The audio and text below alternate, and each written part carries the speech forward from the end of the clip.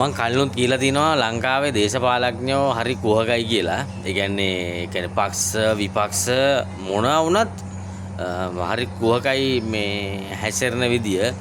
දැන් අර නන්දන ගුණතිලකගේ මලගේ වුණත් බලන්න ඒකෙත් අර දේශපාලන එක වාසී මයින්ඩ් මිනිපියුලේෂන් වගේ දේවල් පාවිච්චි කරනවා.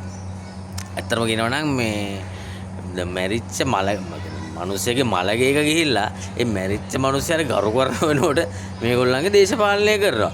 වැරදි තියෙන්න පුළුවන් දේවීපී එකේ මොකේ හරි වැරදි තියෙන්න පුළුවන්. හැමෝගෙම මතේ වැරදි තියෙනවනේ. ඒ වුණාට දැන් මේගොල්ලෝ මේ අර එක එක වැරදි මේව කරලා මලගේකට ගිහිල්ලා අර පන්සල් වලට ගිහිල්ලා දේශපාලනය කරනවා වගේ දෙයක් මේගොල්ලොත් කරනවා. ඒ කියන්නේ පක්ෂ විපක්ෂ අපේ මේ දේශපාලන මේ මං හිතන්නේ සංස්කෘතියේම තියෙන අවුලක්.